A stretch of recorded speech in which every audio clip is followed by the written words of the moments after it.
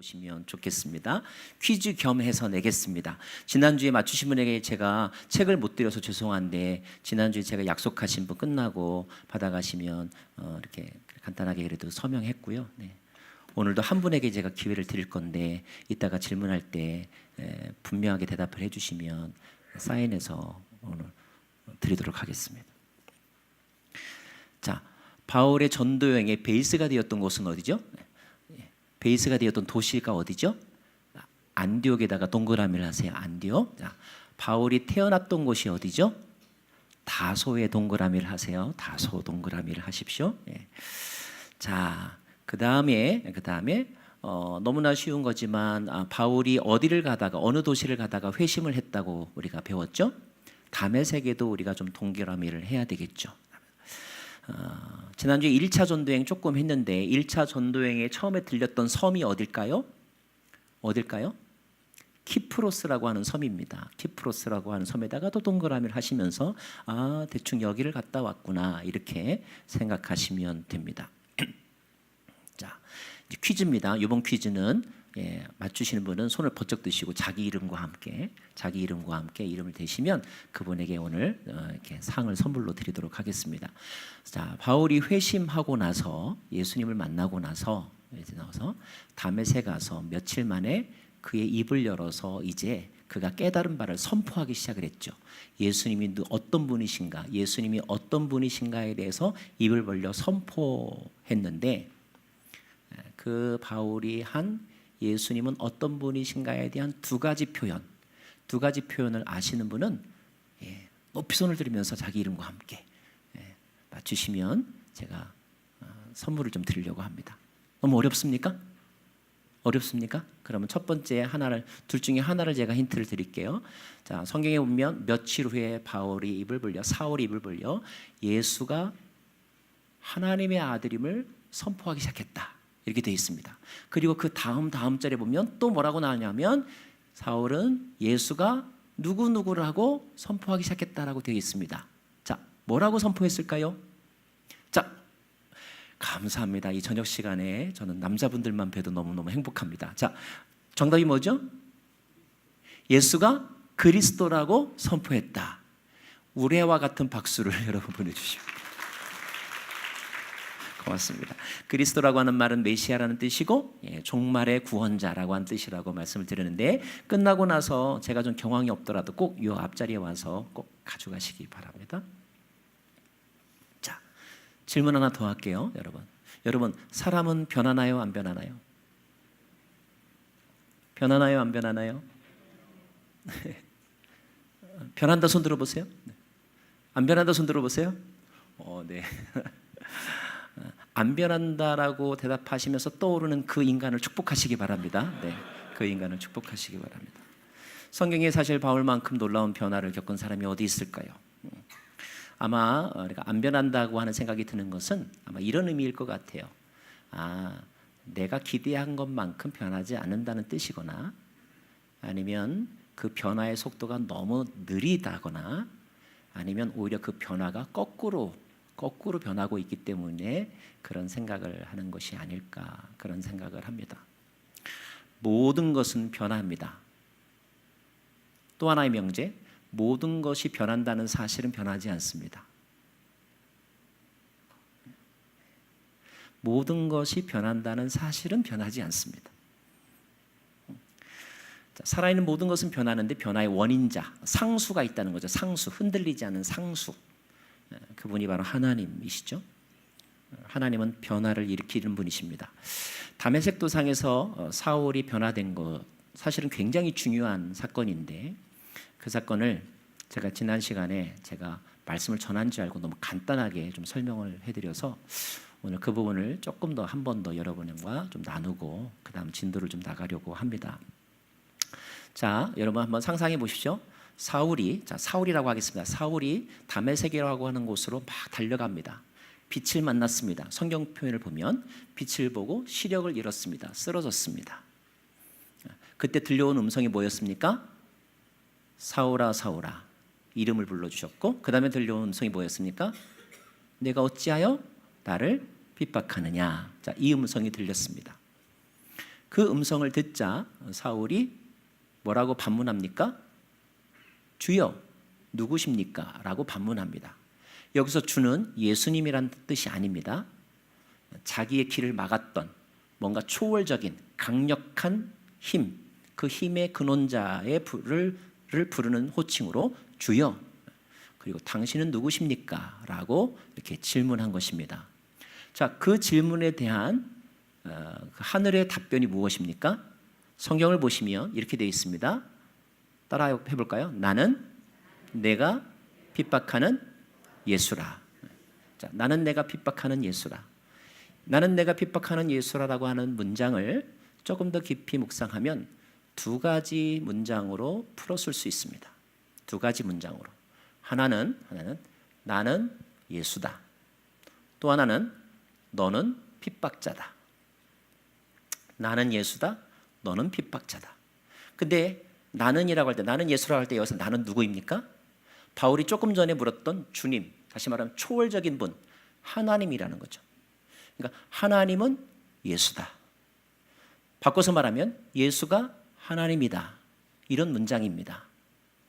근데 여러분, 이 답변이 얼마나 사울에게 충격적인 메시지였는지에 대해서 여러분이 알지 못하면 바울의 변화를 이해할 수가 없습니다. 자, 하나님인 내가 예수다. 예수가 하나님이다라고 하는 말의 뜻은 사울에게 굉장히 충격인데, 왜 충격이냐면 사울은 바리새인으로서 구약 성경을 철저하게 이해하고 공부했던 사람입니다. 자, 그가 이해한 성경에 의하면 하나님은 전능자요, 하나님은 예비하는 자요, 치료자요, 승리의 깃발입니다.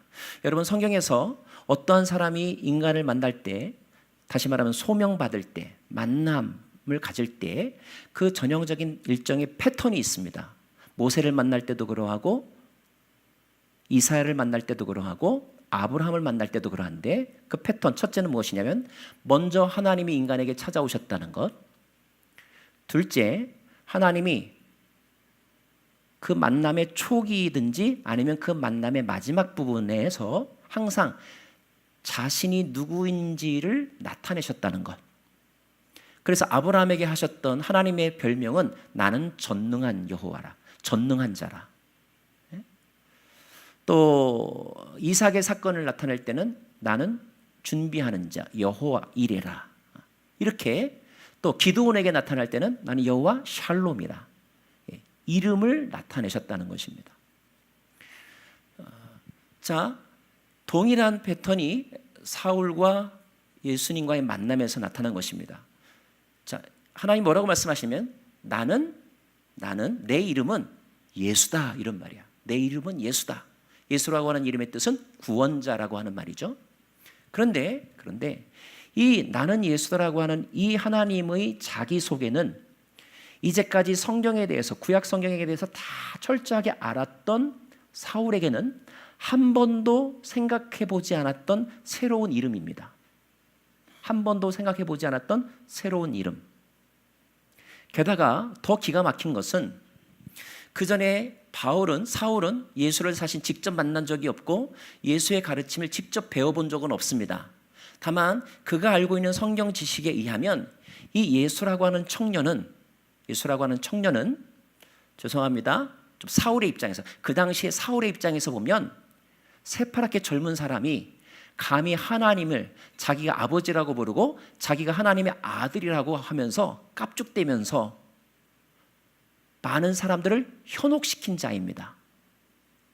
그래서 그런 현혹을 시키다가 사람이 죽는 방식이 여러 가지가 있죠. 병으로도 죽고 사고로도 죽고 또 죄를 지으면 참수형을 당하거나 아니면 목매어 죽기도 하는데, 많은 죽음 가운데서 특별히 성경에 의하면 하나님에게 저주를 받아 죽는 죽음의 형식이 있는데, 하나님에게 저주를 받아 죽는 죽음은 뭐냐면 나무에 매달려 죽는 죽음입니다. 나무에 매달려 죽는 죽음. 옛날에 우리 드라마에서 이렇게 칼부림으로 참수형을 당할 때 제일 마지막 소원이 무엇입니까? 날 좀 단칼에 베어줘. 너무 고생 오래 하지 않고 한 번에 죽게 해줘. 이것이 마지막 소원 아닙니까? 자, 나무에 매달려 죽는다는 것은 너무너무나 비참한, 죽고 싶어도 죽지 않는 가장 비참한 죽음이 나무에 매달려 죽는 죽음이었기 때문에, 특별히 나무에 매달려 죽은 죽음은 구약 성경에 의하면 하나님에게 저주를 받은 죽음. 자, 그런데 그 예수가 어떻게 죽었습니까? 십자가에 달려 죽었죠. 나무에 달려 죽었단 말이에요.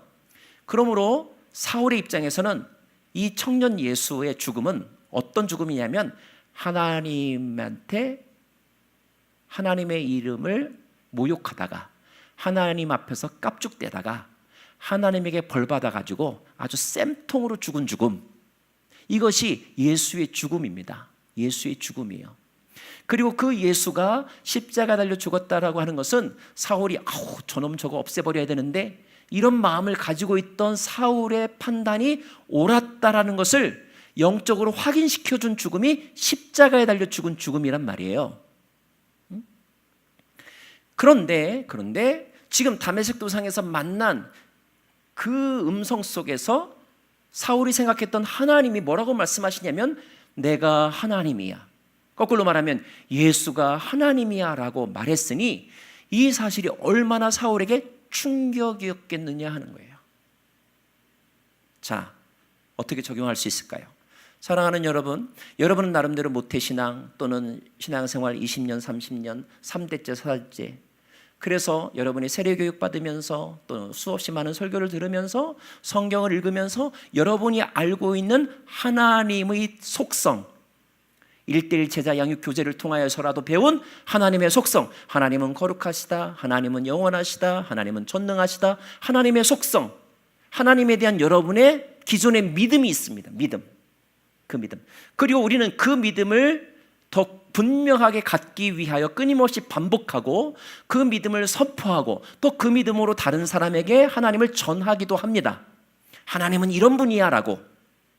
그런데 어느 순간 하나님께서 내가 이미 알고 있었던 그 고정관념 속의 하나님이 아닌 전혀 다른 하나님의 모습으로 나타나게 되었을 때, 어떻게 저게 하나님이 될 수 있어? 어떻게 저게 하나님의 뜻이 될 수가 있어? 라고 생각하는 우리를 여지없이 무너뜨리고, 아니야, 이 속에 하나님이 계셔. 하나님이 그곳에 계심을 알게 될 때, 새로운 깨달음에 도달하게 될 때 인간은 변화하기 시작한다는 거예요. 가령 예를 들어서 길거리에 어떤 노숙자가 있을 때, 인생을 왜 저렇게 사는지 몰라. 저 사람은 믿음도 없을 거야. 이렇게 그저 불쌍한 눈으로, 때로는 아주 좀 이렇게 꺼리는 마음으로 보고 있는 우리에게 만약에 하나님이 내가 예수다 라고 자신을 소개하셨다면, 아마 그 전까지 막 그 사람을 우습게 보거나 아니면 꺼려있는 마음으로 보았던 사람에게는 굉장히 큰 지적 충격이겠죠.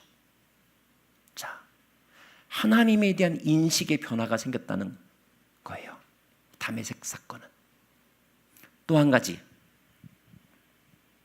자, 사울은 이제까지 하나님에 대한 열심이라면, 둘째가라면 서러웠습니다. 그래서 일부러 제사장들에게 찾아가 가지고 내가 예수 믿는 사람들 내가 잡아가 둘게요. 스스로 자원하여 임명장을 받아 지금 다메섹 도상으로 가고 있는 거예요. 누구를 위해서? 그가 믿었던 하나님을 위해서. 그가 믿었던 하나님의 기쁨이 되기 위해서. 하나님, 나만큼 열심히 있는 사람이라면 나와보라고 그래. 이런 마음이 사울의 마음이었어요. 그런데 그 하나님이 지금 뭐라고 말씀하는지 아세요? 내가 너 때문에 힘들어. 이게 바로 네가 핍박자라는 말입니다. 내가 너 때문에 힘들어. 아니, 나는 하나님을 위해서 열심을 냈는데요. 내가 하나님을 위해서 얼마나 사랑하는데요. 네 사랑이 오히려 더 나를 아프게 해. 자, 네가 핍박자라고 하는 말은 첫 번째가 하나님에 대한 인식이라면, 두 번째는 자기 자신에 대한 인식인 거예요. 사울은 한 번도 자기가 하나님을 대적했거나 하나님의 마음을 아프게 했다고 생각해 본 적이 없어요. 나는 가장 열정적이고 그리고 최선을 다했고 모범적이라고 생각을 했어요. 그런데 그것은 그의 생각이었어요. 하나님은 오히려 뭐라고 말씀하시냐면 아니야, 그렇게 하는 게 아니야. 너의 방법이 틀렸어. 너의 생각이 틀렸어. 혹시 여러분, 우리 모임에서 저 사람만 없으면 잘 될 것 같은데, 하나님이 이렇게 말씀하시는 거예요. 네가 없어지면 좋겠어. 이걸 깨달으면 얼마나 큰 충격일까요? 저는 제 자녀들에게 저는 가장 모범적이고 나만큼 자비로운 아빠 있으면 나와보라고 그래. 내가 얼마나 훌륭한 아빠인지 이런 생각을 하면서 20년을 살았던 것 같아요. 근데 어느 날 아이들의 입에서 저에 대한 원망의 소리를 들으면서 그 소리가 한 번으로 끝이지 않고 제 마음에 비수를 꽂히는 것을 경험하면서 아, 내가 나쁜 아빠구나 라는 것을 받아들이게 되자 비로소 내 행동이 바뀌더라고요. 그전에는 아이가 뭐라 그러면 몰라서 그렇지, 인생도 모르는 것들이, 내가 없으면 지들이 어떻게 먹고 살아, 이런 마음이 있을 때는요, 아무리 힘들다고 해도요, 위로도 겉으로만 하지 속으로는 여전히 내 방식과 내 생각을 주입하고 있더라고요. 근데 내가 언제 아이들에 대한 태도가 바뀌었는가, 내가 언제 아내에 대한 내 태도가 바뀌었는가, 아, 그렇구나, 나 만나서 저 사람이 고생했구나, 내가 아이들에게 정말 나쁜 아빠였구나, 내가 부족하고 내가 죄인이라는 것을 깨닫게 되자 비로소 내가 바뀌더라고요. 그래서였을까요? 사울이 고린도후서에서 이렇게 말하죠. 나는 회방자요, 박해자요, 핍박자였다. 나는 죄인 중에 괴수였다. 이 만남을 통하여서 사울의 자아상이 바뀐 것입니다. 자아상이 바뀐 거예요.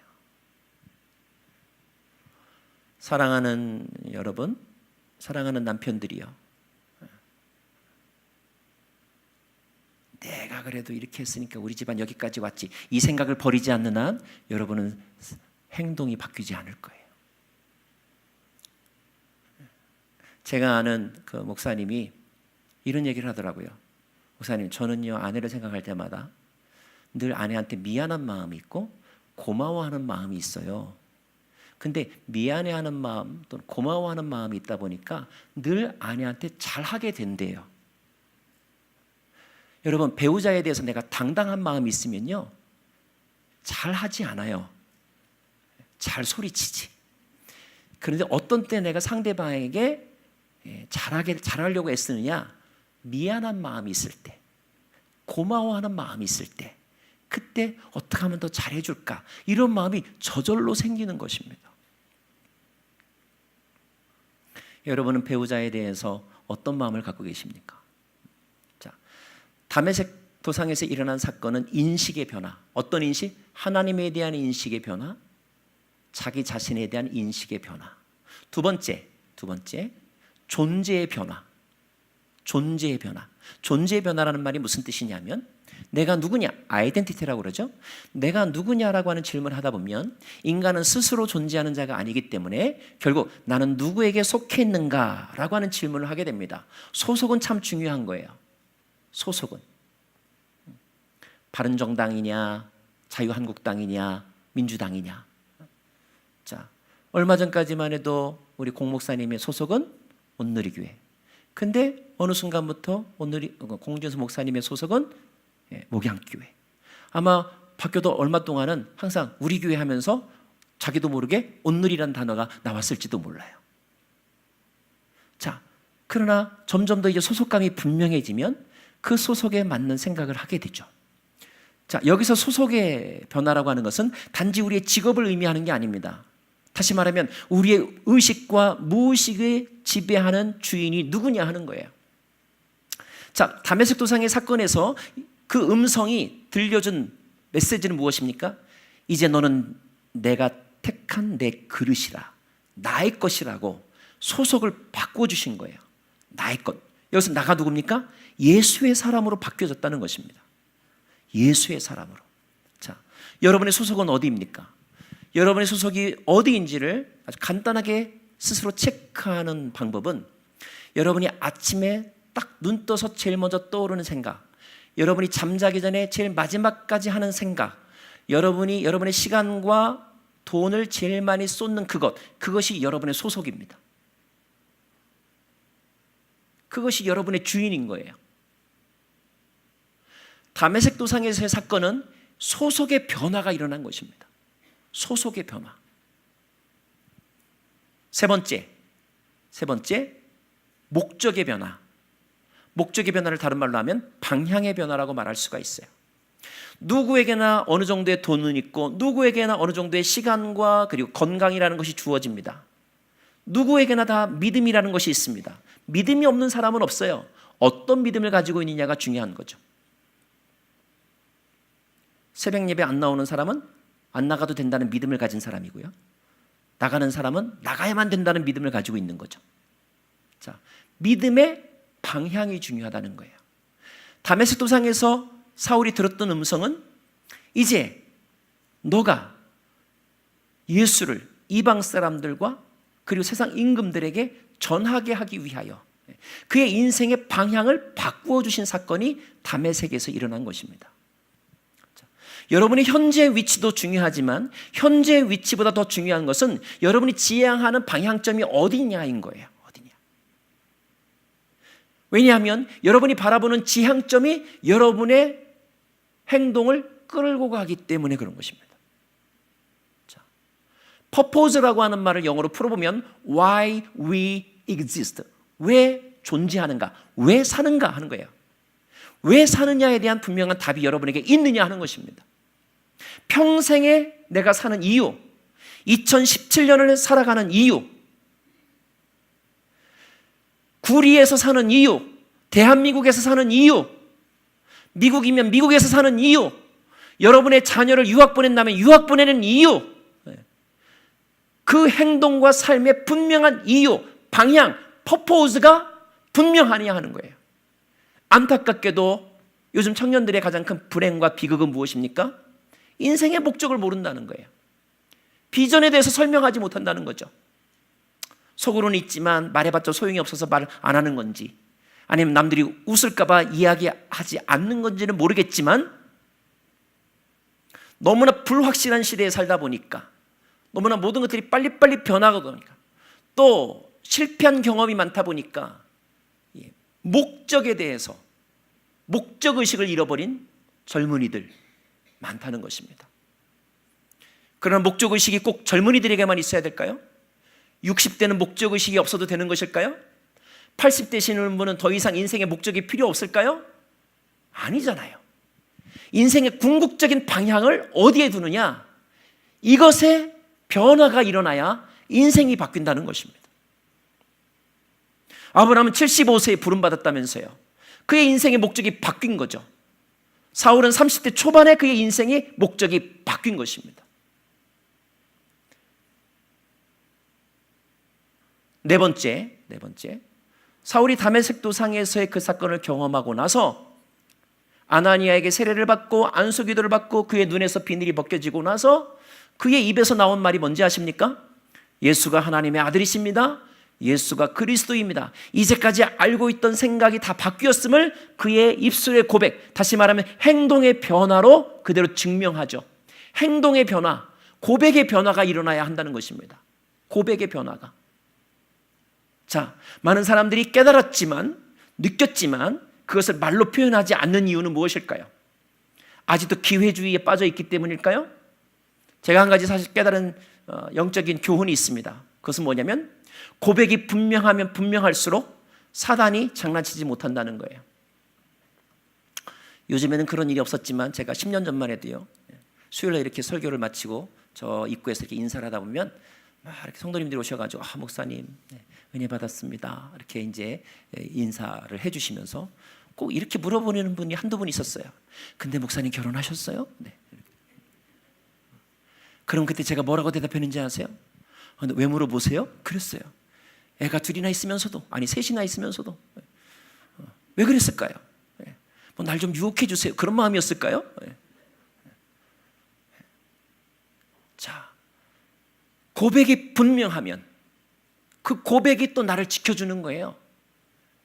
사람들이 변화가 지속되지 않는 이유는 그의 깨달음을, 그의 존재의 변화를 선포하지 않기 때문입니다.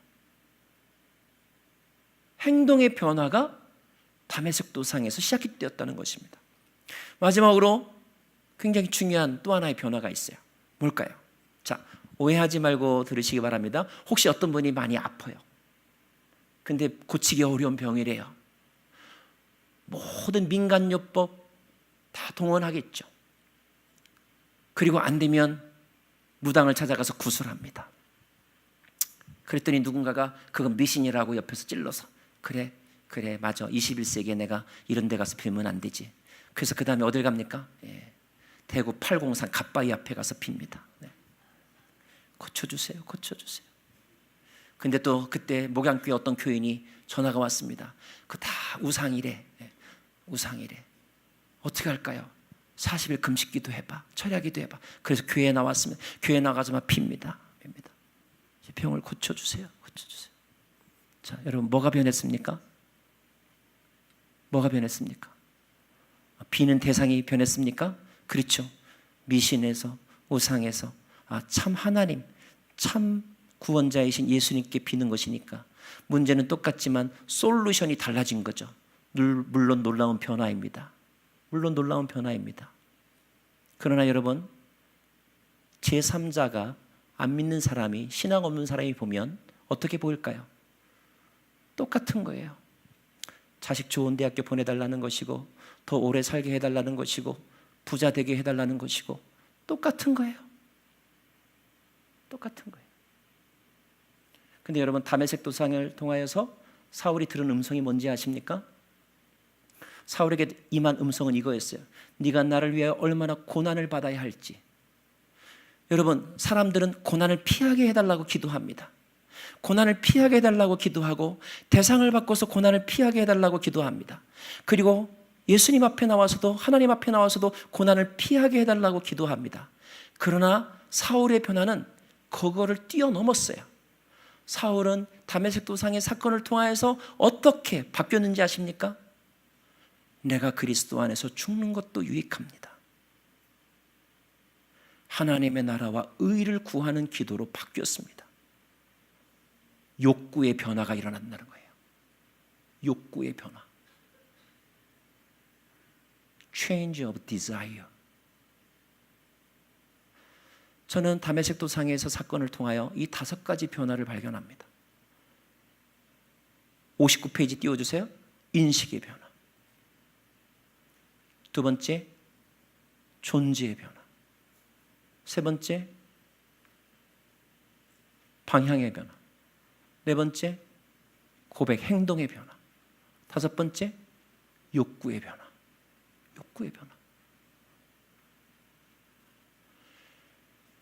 그전까지 사울은 내가 내 인생의 주인이었어요.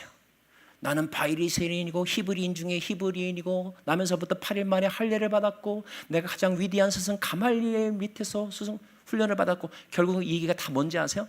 내가 잘났다 이거예요. 내가 내 인생의 주인이었어요. 그러나 다메섹 도상의 사건을 통하여 그는 자기가 자기의 삶의 주인이 아니고 예수가 내 삶의 주인이라고 그 고백이 바뀌었고, 하나님이, 내가 이제까지 알던 하나님이 전부가 아니라 나의 상상을 뛰어넘는 곳에도 하나님이 계시다는 사실을 알게 되었고, 내 믿음 너머에 계신 하나님, 나는 의로운 사람이고, 나는 잘난 사람이고, 나는 유능한 사람이고, 나는 꼭 필요한 사람이라고 자기를 생각했는데, 나는 오히려 죄인 중에 괴수이고, 나는 모든 사람에게 오히려 피해를 주기도 했던 사람이고, 오히려 내가 사라져야 될 사람일 수도 있다는 사실에 대하여 진정한 자기 겸손의 고백, 진정한 자아 발견, 이 깨달음에 이르게 되자 사울은 모든 것에 대하여 변화를 시작하게 된 것입니다. 그리고 이것을 일으키신 분은 성령님이시죠. 사도행전 9장은 소명장이기도 하면서 성령 세례장이기도 한 거예요. 하늘로부터 사울이 다시 거듭나게 되는 사건, 성령으로 말미암아 새롭게 태어나는 사건, 이것이 사도행전 9장의 사건입니다. 우리가 이 변화를 5가지로 분석했지만, 그러나 이 변화를 일으키시는 분은 하나님이시죠. 하나님만이 변화를 일으키실 수 있는 분이시죠. 다만 그럼에도 불구하고 이 변화를 이렇게 분석해 보면서 함께 나누는 이유는 우리 안에서 시작된 이 변화가 만약에 사울의 예를 든다면 이 변화가 어느 정도에서 멈추는 것이 아니라, 이 변화가 더디가는 것이 아니라 우리의 전인격, 마치 새롭게 태어났다고 할 만큼 우리의 디자이어까지 변화되는 온전한 변화로 나아가야 하기 때문입니다. 이 시간 여러분에게 축복하면서 여러분에게 도전하고 싶은 한마디는, 사랑하는 여러분, 여러분 안에 변화가 시작되었습니다. 계속하여 변하시길 바랍니다. 주님 앞으로 나아가는 변화가 되기를 원하고, 생명으로의 변화가 되기를 원하고, 온전케 되는 변화 계속하여 경험하시기를 원합니다. 제가 올 때마다 우리 목양교회 너무너무 행복한 것은, 우리 공목사님 참 너무 목회 잘하신다 생각이 드는 것은, 다음 주는 또 교회가 또 다 이렇게 아울리치를 가신다고 하더라고요. 결코 쉽지 않은 결정인데, 이 일에 아마 또 우리 장로님들 또 모든 성도님들이 다 믿고 이렇게 함께 동참하기 때문에 가능한 줄로 압니다. 얼마나 귀하고 또 이런 일들을 통하여 일어날 그 열매들이 얼마나 클지 기대하는 마음이 있습니다. 사랑하는 여러분, 계속하여 변화되지 않으면 어느 날 변화의 대상이 되더라고요. 개혁을 부르짖었던 사람이 어느 날 개혁의 대상이 되는 예를 우리는 많이 보지 않습니까? 정치에서도 보고 학계에서도 많이 보고. 우리의 변화는 끊임없이 이루어져야 하는 것이죠. 옛사람은 죽어야 되는 것이고 새 사람으로 거듭나야 하는 것입니다. 그러나 우리의 변화는 향방 없는 변화가 아니라 그리스도라고 하는 분명한 목표점을 향하여, 그 표대를 향하여 한 걸음 한 걸음 나아가는 점진적인 변화, 생명으로의 변화, 그리고 하나님의 나라를 위한 변화여야 함을 다시 한번 함께 나눕니다. 저와 여러분 계속하여 변화길로 나가시기를 간절히 소망합니다. 자, 72페이지 띄워주시면, 자, 72페이지. 이게 72페이지인가요? 네. 그 다음, 회심 후의 행적을 따라 같이 한번 읽도록 하겠습니다. 시작. 산헤드린의 일원으로 기독교 탄압에 앞장섰었다. 두 번째, 다메섹으로 가는 길에서 부활의 예수를 만났다. 셋째, 아나니아를 통해서 세례받고 성령을 경험하고 복음을 증거했다. 넷째, 아라비아와 다메섹에서 3년간 복음을 전하고 예루살렘에서 제자들을 만났다. 다섯째, 다소에서 개인 선교사로 수년간 사역했다. 이 수년이 약 10년 가까이 된다, 이런 말입니다. 그 다음 페이지 81페이지 띄워주시면요, 81페이지. 그 10년쯤 후에 이제 안디옥의 교회가 세워지고 안디옥 교회에 파송받아서 온 목회자가 바나바였는데, 그 바나바와 함께 안디옥 교회를 사역하는 이야기죠. 같이 읽겠습니다. 시작. 1세기 이방 지역에서 시작된 대표적인 교회는 안디옥 교회였다. 두 번째, 예루살렘 교회는 안디옥 교회를 위해 바나바를 파송했다. 세 번째, 안디옥 교회를 위해 목회하던 바나바는 동역자가 필요했다. 그 다음 페이지요, 82페이지요. 82페이지. 네, 그 다음 시작. 바나바와 사울은 안디옥 교회를 위해 1년간 제자를 양육했다. 그 다음요, 사람들은 그들을 그리스도인이라 불렀다. 그 다음요, 안디옥 교회는 예루살렘 교회를 위해 구제 헌금을 보냈고, 바울은 이를 전달하기 위해 예루살렘을 다시 방문하는 이야기가 기록되어 있습니다. 그 다음에 이제 지난 시간에 했던 것처럼 사도행전 13장이 나오고, 사도행전 13장에 온 교회 성도들이 금식하며 기도할 때에 성령의 음성을 들었고 비전을 발견했고, 그 비전은 선교하는 교회에 대한 비전이었다 하는 것이죠. 그래서 이제 1차 전도 여행을 떠나는 이야기가 나옵니다. 84페이지 띄워주시면 이것이 1차 전도 여행이죠. 1차 전도 여행. 여러분이 아까 지도에 그렸던 대충 그 지역이 여기에 해당이 됩니다. 자, 1차 전도 여행에서 이제 그 요약을 해볼까요? 107페이지 띄워주시면요. 107페이지. 네. 자, 1차 전도여행은 AD 약 47년에서 48년, 약 2년 정도에 걸쳐서 이루어졌고요. 이때 전도팀은 바나바와 사울, 그리고 마가가 동행을 했습니다. 물론 이 마가는 중간에 되돌아갔다고 하는 이야기를 여러분 잘 알고 계시죠? 자, 1차 전도여행을 통하여서 무엇을 경험했을까요? 첫 번째는 복음의 능력을 확인했다는 거예요. 여러분, 복음을 아는 것과 복음의 능력을 경험한 것은 다르죠. 왜 여러분이 많이 복음을 들었지만 복음의 능력을 경험하지 못했을까요? 그것은 여러분이 그 복음을 사용하지 않기 때문에 그래요. 마치 귀한 복음을 받았는데 그 복음을 칼집에만 꽂고 있기 때문에 이 칼이 얼마나 잘 드는지, 얼마나 유용한지 경험하지 못한 것과 같습니다. 자, 복음의 능력을 경험하려면 어떻게 해야 될까요? 두 가지인데 그 복음을 선포하고 또는 그 복음의 능력에 순종해 보는 것입니다. 그러면 이 복음이 단지 교리로 끝나는 것인지 아니면 정말로 이것이 사람을 살리고 변화시키는 능력인지를 경험하게 되는 거죠. 자, 사울이 총독 앞에 섰을 때에 총독에게 복음을 설명할 때에 그의 마음 가운데 왜 긴장됨이 없었겠습니까? 그를 방해하는 엘루마라고 하는 사람, 바예수라고 하는 사람이 앞에서 방해할 때 마음이 왜 불편하지 않았겠어요? 그리고 그 문제를 물리적인 힘으로 해결해 보고 싶은 마음이 왜 없었겠어요? 그러나 사울은 그렇게 하지 않았죠? 그를 향하여 말씀을 선포하죠. 주 예수의 이름으로 선포합니다. 그렇게 선포했더니 어떤 일이 일어났습니까? 회방자의 입을 막아주셨고 나면서부터 안진뱅이 되었던 자가 고침받는 일이 일어나는 거죠. 이것이 복음의 능력이죠. 전도하면서 우리가 제자를 양육하면서 말씀대로 변하는 것을 보게 될 때 누가 제일 먼저 놀라던가요? 전하는 내가 제일 먼저 놀라죠. 세상에 진짜 이런 일이 일어나네. 저는 이런 복음의 능력을 경험하는 일이 이 교회 안에 날마다 간증으로 넘쳐나기를 소망합니다. 자, 그 다음요. 시작. 이방인들이 복음을 향해 열려 있음을 확인했다. 자, 어디나 제가 무슨 말을 하면 저에 대한 입장이 둘로 나뉘어질 수가 있어요. 곽성환을 좋아하는 사람과 싫어하는 사람, 복음을 받아들이는 사람과 받아들이지 않는 사람. 근데 사울이 필드에서 이렇게 쭉 경험하다 보니까 복음을 받아들이는 사람들도 있고 받아들이지 않는 사람들도 있었지만 복음을 받아들이는 사람들이 주로 누구였다는 거예요? 이방인들이었다는 거예요. 이방인들. 자, 이방인들이 절 더 잘 받아들이네? 그러면 사울은 어디에 더 집중하겠어요?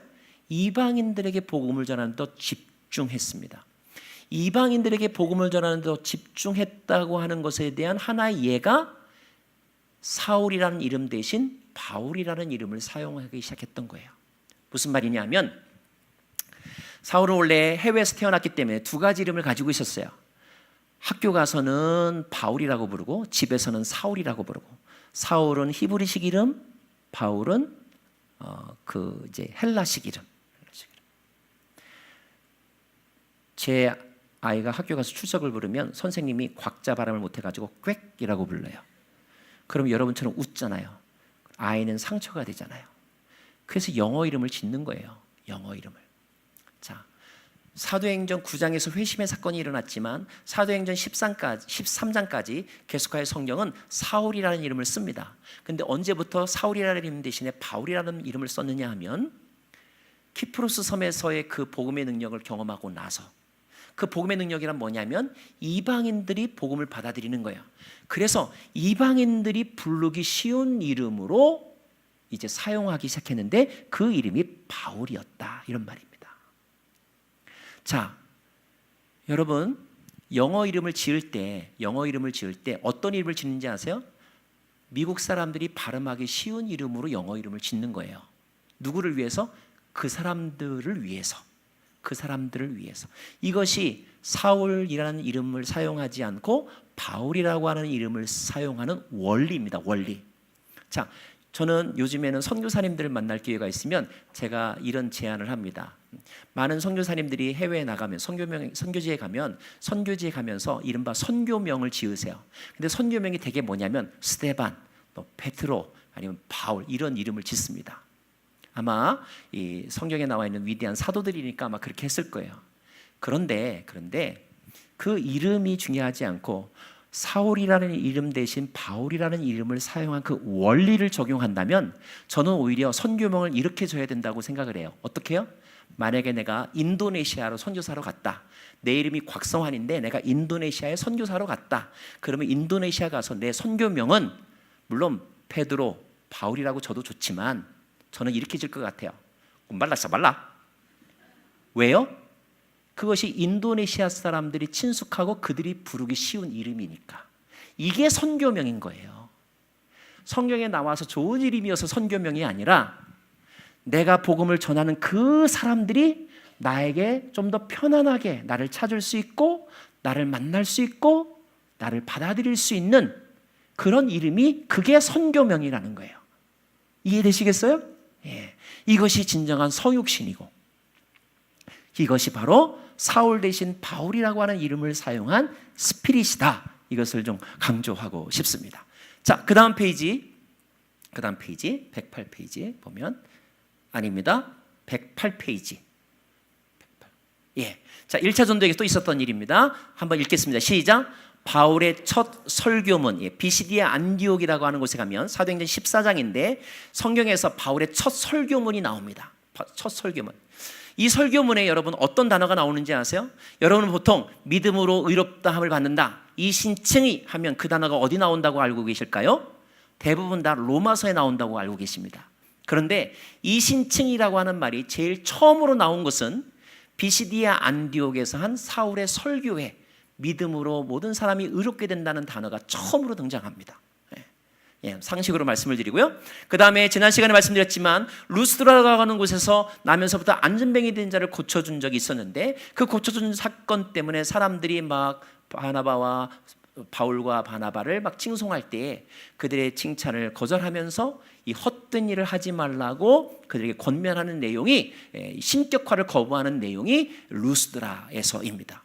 이것은 매우 바울의 영성 가운데 매우 중요한 영성이에요. 중요한 영성입니다. 무엇입니까? 하나님보다 결코 높아지지 않고 성령보다 앞서가지 않고 기도하지 않고 행동하지 않겠다는 것, 이것이 바울의 영성이에요. 바울의 영성입니다. 자, 그 다음요. 그 다음 고난과 시작. 고난과 박해를 경험한다. 특별히 유대주의자 및 유대주의적 그리스도인들의 공격을 받는다, 이런 말입니다. 그 다음에 읽습니다. 제일 마지막 줄 시작. 1차 전도 후 갈라디아서를 기록합니다 라고 되어 있습니다. 자, 1차 전도행을 약 2년간에 걸쳐서 복음을 전하고 왔습니다. 복음의 능력을 경험하고 믿는 사람들이 늘어나고 있습니다. 얼마나 기뻤겠어요. 그래서 바울이 이제 안디옥에 돌아와서 선교 보고를 합니다. 아마 수요 예배나 아니면 주일 오후 예배 때 이렇게 선교 보고를 하겠죠. 자, 선교 보고를 하면서 제가 거기 가서 복음을 전했더니 세상에 이런 일이 일어났습니다. 병자가 나았습니다. 세상에 총독이 복음을 받아들였습니다. 얼마나 기쁜 마음으로 나누었겠습니까? 그런데 얼마쯤 있다가 들려오는 또 다른 소식이 있었는데 그 소식이 뭐냐면 바울이 복음을 전했던 곳을 찾아다니면서 바울 그 사람은 사도가 아니야. 바울 그 사람이 사도가 아니어서, 요즘 말로 하면 신학교 교육을 제대로 못 받아가지고 그 사람이 가르치는 복음은 완전한 복음이 아니라 반쪽짜리 복음이야. 그러니까 너 그것만 듣고 안심하면 안 돼. 너 바울이 하라는 대로만 했다고 해서 구원받는 거 아니라니까. 그거 플러스 요것도 해야 돼 라고 바울이 찾아다니면서 다시 그들에게 다른 복음을 전했던 사람들, 이 소식이 들려왔고 더 안타까운 것은 내가 복음을 전할 때 믿겠습니다. 내가 앞으로 예수만 믿고 살겠습니다. 영접기도 따라했습니다. 그렇게 했던 사람들이 그 며칠 사이에 다른 사람이 와서 그렇게 얘기하자. 그런가? 고개를 긁덕거리면서 안 되겠군? 다시 원래의 상태로 돌아갔다는 이야기를 듣자 바울의 마음이 어땠을까요? 한편으로는 화가 났어요. 세상에 그런 나쁜 놈들이 있다니. 또 한편으로는 뭐예요? 당혹스러웠어요. 아니 세상에 내 앞에서는 그냥 이제는 간과 쓸개도 빼놓을 것처럼 평생 이제 예수를 위해서 순교할 것처럼 말하더니만 세상에 그 며칠 사이에 해가 달라졌어? 참 사람은 믿을 게 못 돼. 이런 당혹스러움, 이런 마음이 생겼겠죠? 자, 이런 마음으로 쓴 편지가 갈라디아서예요. 여러분, 바울의 13개의 서신들이 나오는데 그 서신들은 다 그것이 처음 기록될 때의 그 배경이 있습니다. 배경.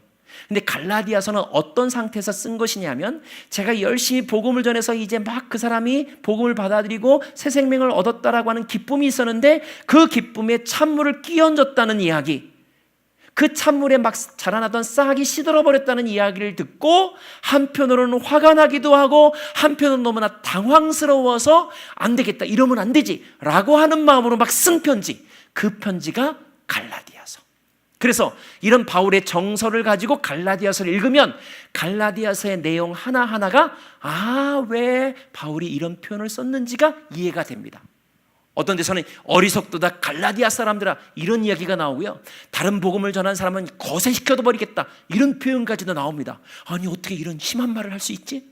그 정도로 바울이 안타깝고 거룩한 분노라고 할까요? 화가 나 있다는 거예요. 이것이 갈라디아서의 내용입니다. 여러분 갈라디아서가 몇 장으로 되어 있을까요? 6장으로 되어 있어요. 6장으로 되어 있습니다. 여러분이 갈라디아에서 하면 딱 떠오르는 대표적인 구절이 있다면 뭐가 있을까요? 갈라디아서 5장 22절 성령의 열매, 오직 성령의 열매는 사랑과 희락과 죽임 나오는 거. 아니면 내가 그리스도와 함께 십자가에 못 박혔나니 이제는 내가 산 것이 아니요, 이런 말씀들을 여러분이 기억할 거예요. 그런데 갈라디아서의 전체 주제는 여러분이 암송하고 있는 성령의 열매도 맞고 또 내가 그리스도와 함께 십자가에 못 박혔다 이 말씀도 맞지만 갈라디아서 전체의 주제를 하나의 단어로 표현하라고 한다면 한번 따라하겠습니다. 자유입니다. 자유. 그래서 신학자들은 갈라디아서를 자유의 대헌장이라고 합니다. 자, 그럼 그 자유가 어떤 자유냐? 자, 114페이지 열어주세요. 갈라디아서를 저는 특별히 세 개의 자유를 여러분에게 나누고 싶어요. 첫 번째 단계의 자유는 무엇으로부터의 자유예요. 자, 뭐로부터의 자유일까요? 병으로부터의 자유, 억압으로부터의 자유, 이런 자유를 꿈꾸죠?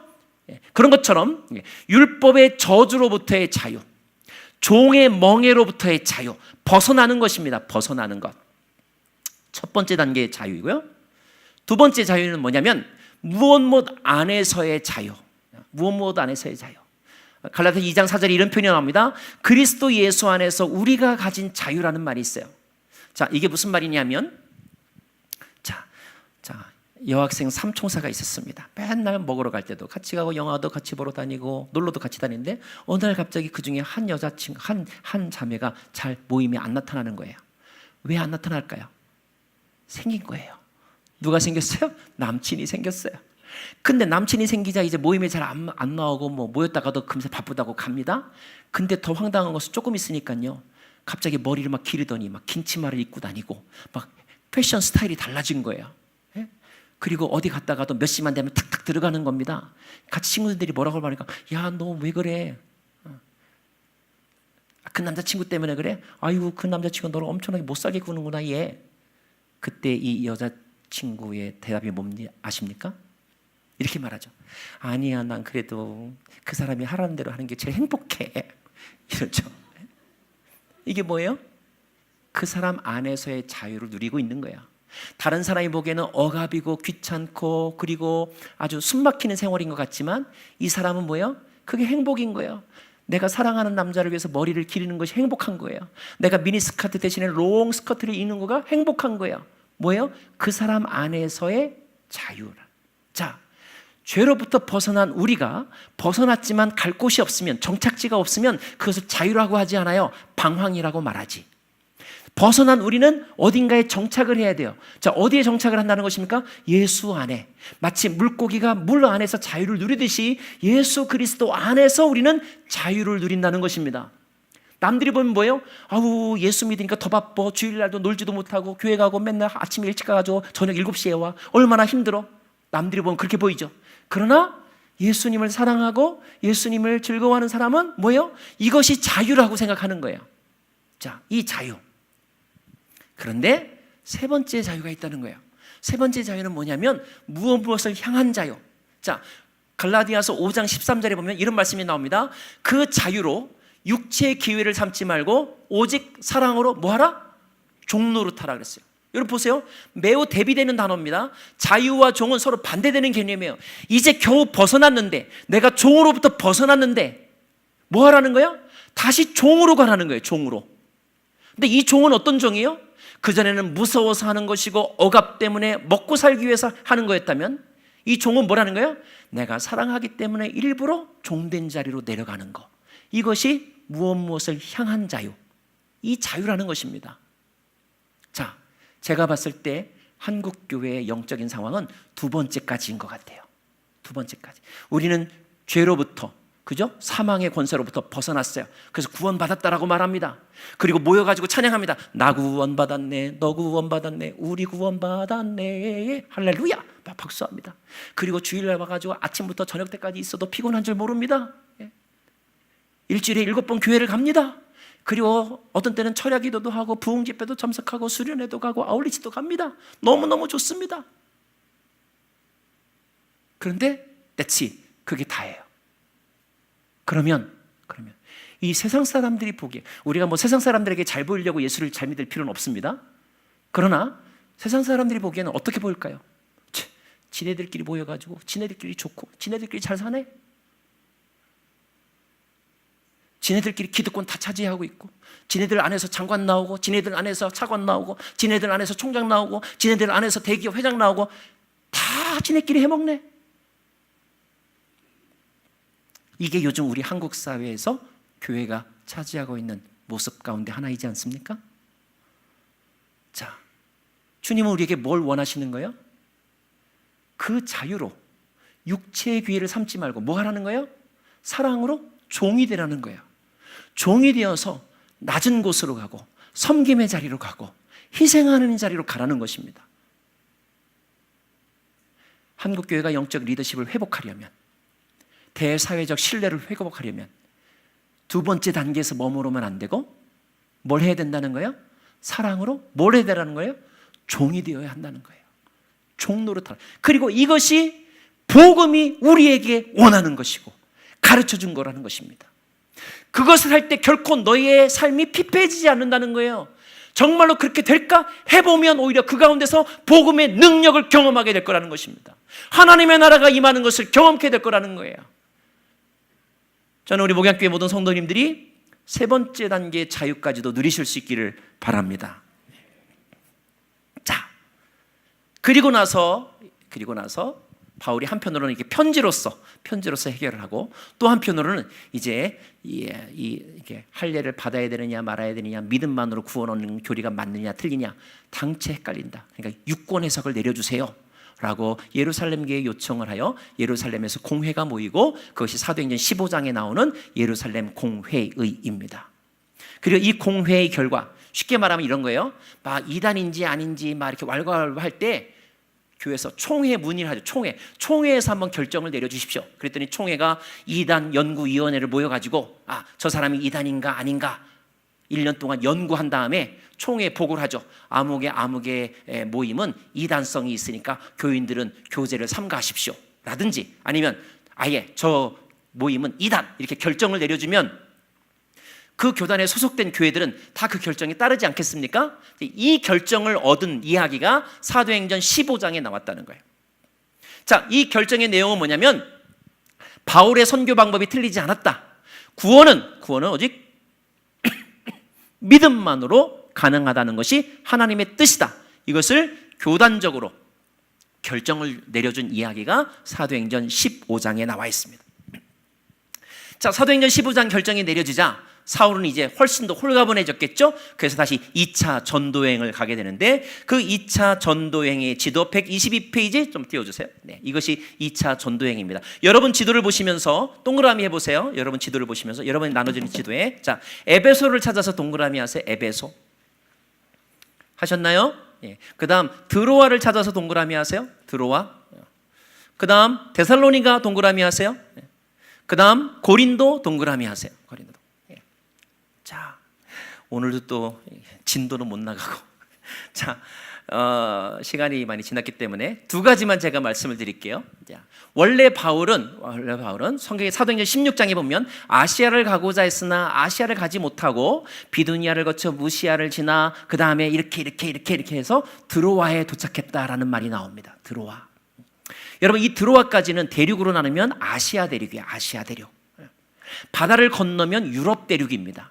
결국 그 드로아에서 환상을 보고 바울이 배를 타고 건너가게 되는데, 건너가서 이제 처음으로 간 도시, 그 큰 상징적인 도시가 빌립보이죠. 빌립보. 그래서 2차 전도행은 유럽 전도가 시작된 전도행이다. 이렇게 이해하시면 좋겠습니다. 빌립보에서 일어난 사건 가운데 바울과 실라가 감옥에 갇히게 되죠. 여러분, 바울과 실라가 감옥에 갇혔을 때 뭐 했죠? 찬송과 기도를 했다고 나와 있습니다. 근데 많은 사람들이 바울과 실라가 찬송과 기도를 하자 옥문이 열리고 옥문이 열려서 그들이 석방되었다 이렇게 알고 계세요. 맞습니까? 아닙니다. 정확하게 성경을 읽어보시면 바울과 실라가 감옥에서 찬송과 기도했을 때 옥문이 열렸지만 옥문이 열렸다고 해서 바울과 실라가 와, 하나님이 우리를 살려주셨네? 빨리 나가자. 나가지 않았습니다. 오히려 다른 죄수들은 다 나갔지만 바울과 실라는 감옥 깊숙한 안쪽에 그대로 있었습니다. 감옥 문이 열린 것을 놀란 간수가 큰일 났구나, 난 죽었구나, 내 모가지 날아갔네 라고 했을 때 저 안쪽에서 우리 여기 있어 라고 바울과 실라가 말했습니다. 간수가 찾아갔습니다. 내가 어떻게 해야 구원을 얻겠습니까? 여기서 구원은 꼭 영적인 구원이 아니라 내가 어떻게 해야 모가지 안 잘리고 내가 살아남을 수 있겠습니까? 이런 질문이에요. 그때 바울과 실라가 한 말이 뭐냐면 은과 금은 내게 없거니와 내게 있는 것으로 너에게 주노니 주 예수를 믿으라. 그리하면 너와 내 집이 구원을 얻으리라. 이 대답이었어요. 이 대답에 간수가 감동을 받고 자기 집으로 모셔가서 세례를 받고 그 다음에 다시 로마 관원들이 왔을 때 바울과 실라가 나 로마 시민권자입니다, 날 이렇게 대하면 안 됩니다 라고 자기의 신분의 권리를 주장하면서 그때 비로소 사과받고 풀려난 것이 빌립보 감옥의 이야기입니다. 자, 많은 사람들이 물론 감옥에 있을 때 어려울 때 간절하게 기도하고 찬양하면 옥문이 열리죠. 자, 옥문이 열릴 때 대부분의 기독교인들이 어떻게 합니까? 옥문이 열리자 제일 먼저 나가서 하나님이 나를 살리셨다, 하나님이 나에게 돈을 부어주셔서 이 가난에서 벗어나게 하셨다 간증하죠. 그 간증이 맞을 수도 있지만, 하나님이 그렇게 하실 수도 있지만, 바울과 실라는 그 받은 은혜를 이용하여 머리가 되려고 하지 않았습니다. 그 은혜가 있었음에도 불구하고 바울과 실라는 감옥 안에 있었습니다. 왜요? 그는 주 예수와 함께 있었기 때문에 감옥 안이나 감옥 바깥이나 큰 차이가 없었기 때문에. 아십니까? 그에게는 감옥 안이나 감옥 바깥이나 큰 차이가 없었다는 거예요. 왜? 주님과 동행하고 있었기 때문에. 저는 이것이 한국교회가 회복해야 될 영성 가운데 하나라고 생각합니다. 왜 한국교회 신앙을 기복주의라고 말합니까? 예수 열심히 믿어가지고 부자 되는 것을 하나님의 은혜라고 간증하니까. 아니, 그렇게 간증할 수 있지만 그것이 하나님의 전부라고 하기 때문에 문제인 거죠. 그러면 열심히 기도했는데 부자가 안 된 사람은 다 저주받은 사람입니까? 아니잖아요. 열심히 기도했는데 병이 안 나은 사람은 저주받은 사람입니까? 아니잖아요.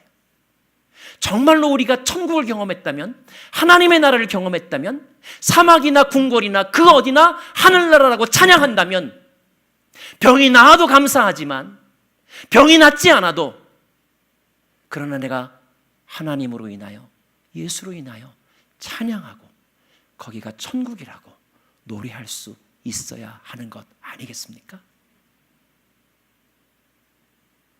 기도하겠습니다.